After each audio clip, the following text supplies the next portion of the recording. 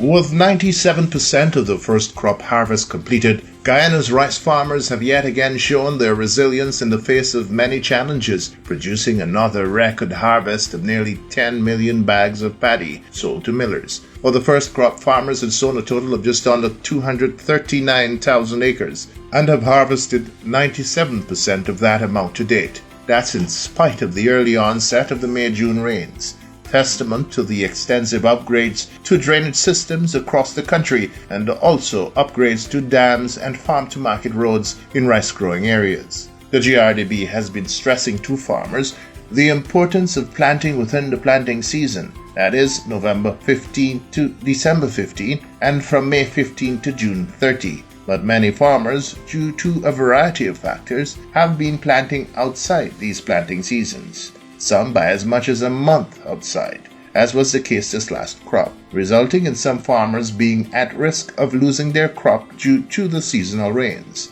However, most of these late sowers have dodged the bullet and have successfully harvested their crops, with just a few left to harvest in the coming days, weather permitting.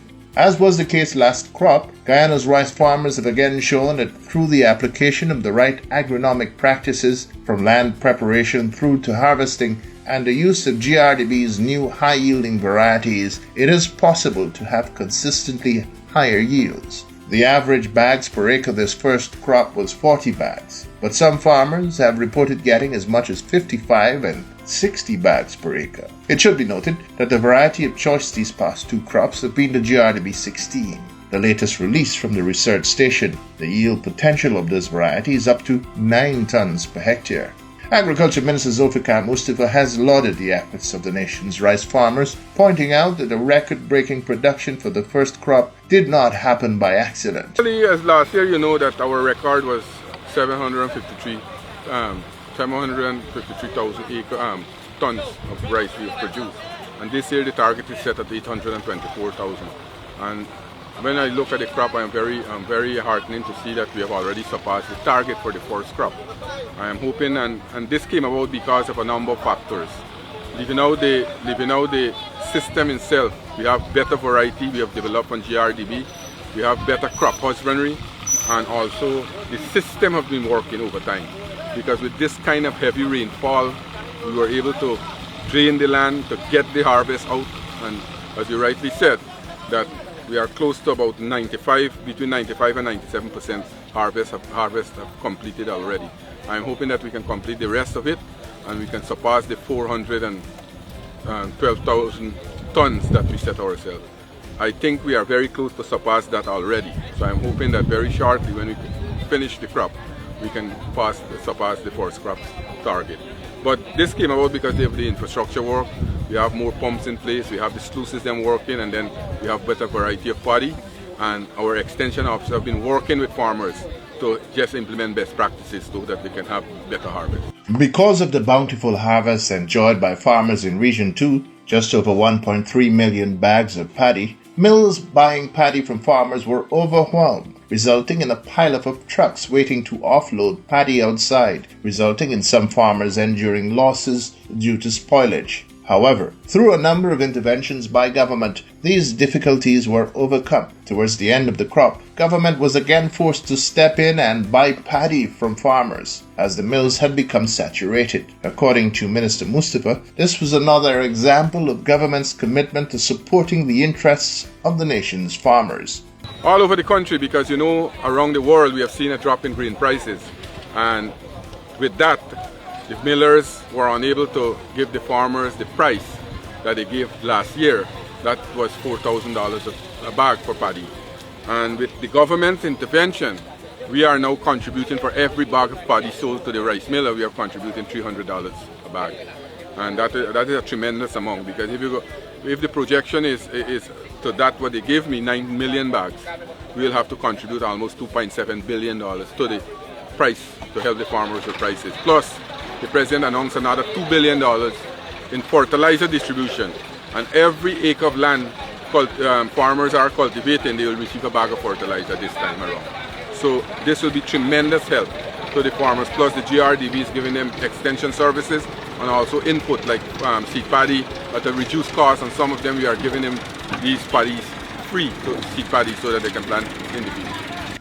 So what's the outlook for the second crop of 2025? According to the GRDB, the target set for the second crop is 231,000 acres. Of this target, approximately 17,000 acres have already been sown. However, some farmers have expressed uncertainty as to whether they will be planting for the second crop at all or scale back on the acres they usually sow. This is in view of the expected continued low rice prices on the international markets, which bears directly on the price offered to them by millers at harvest. However, Agriculture Minister Zulfikar Mustafa is calling on farmers to proceed with the sowing of their crops for this second crop, as government will be working hard to ensure that they get a fair deal for their hard work. Well, you know, the government never neglect these industry, and we will continue to work to find market, more lucrative market for farmers' paddy. I'm hoping that by the next crop we can have a better price. As you said, that farmers, some of the farmers have been expressing some issue that they don't want to go back, but we have been advising them to go back because I am hoping that the price can be maintained or we can get more market, like places like the Dominican Republic and other places around the Caribbean and around the world. We are hoping that to get more lucrative market. President of the Rice Producers Association, Mr. Lika Rambridge, has also commended the efforts of the nation's rice farmers this first crop, whom he said prevailed despite the many challenges they faced, even from the start of the crop. At the beginning of harvesting, we had a sudden downpour of rain, and that had driven fear in that we might have a low yield because of the conditions. The rice give a lot of bearing and lodging take place, and we had some flooding.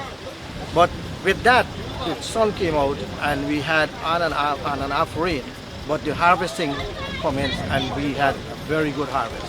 Presently we have a 95% harvest and our yield is showing over 40 bags per day, which is excellent for a crop, over 6.5 tons per hectare across the country. Very good harvest. We harvest over 3.5 million bags of crop. Region 6, close to 3 million bags, right? Across the country, it's over 9.5 million bags. All the mills have enough to check with capacity with the amount of production. Very good crop.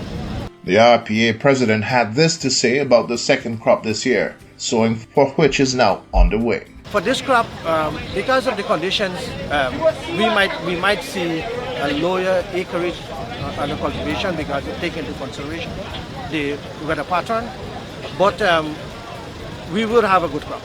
It would turn out to be an excellent crop as well. Not as huge as the last crop, but it would eventually be a good crop.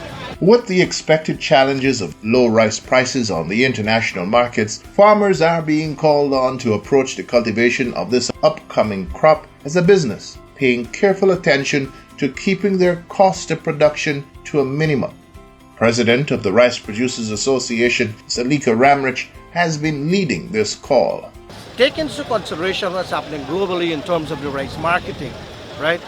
We have recognized that the rice is on a downward trend, a lot of excess rice in the world market, and our prices continue to decline. Taking this into consideration and appealing to farmers to be vigilant of what they're doing, take step to cut on all unnecessary costs and do as much as you can to bring down your cost of production. What would you describe as unnecessary costs? I think that a lot of farmers, rather than going to the back down themselves to check on their crop, they would prefer to pay somebody to go and look to see what's happening in their field. And they are working based upon a report. Those are things that they can do themselves.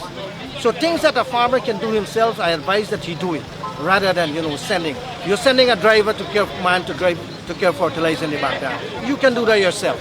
And those are unnecessary costs that I'm speaking about. Right? So these are things that we need. We can go a lot of wear and tear, extra wear and tear that we can incur can be deferred if we do what is the precaution, take precaution, given the condition that the price will fall. And those farmers who access resources from the mills. Well, what do you say to them? I am appealing to them again that it is cheaper for them to go to the bank and access a loan rather than if millers go to the bank, take the loan and loan it back to them at a higher interest rate. Come on, farmers, we need to wake up and smell the coffee. We cannot continue taking loan off a miller who is borrowing from the bank himself. You go to the bank and borrow your money and you pay a minimum interest rate and you will survive. I'm appealing to you that the price would continue to stay low for a couple of crops. For us to stay in the industry, we have to sustain what we have and ensure that we use maximum yield with the minimum input. GRDB's forecast of expected rice cultivation by region indicate that Region 2 is expected to cultivate just over 32,000 acres, in Region 3 just over 16,000 acres, while across in Region 4 the target has been set at just over 9,000 acres. In Region 5, rice farmers are expected to cultivate 101,000 acres, provided the weather allows for this to occur, as the wetter than usual conditions are expected to prevail until the end of July. Weather allowing, Region 6 rice farmers are expected to cultivate 70,000 acres. In the meantime, rice farmers across the country have been assured that they will receive government's more than $2 billion in fertilizer relief for this second crop. This intervention by the PPPC government will see farmers receiving a bag of fertilizer for every acre of rice they cultivate, distribution for which is expected to begin in under 2 weeks.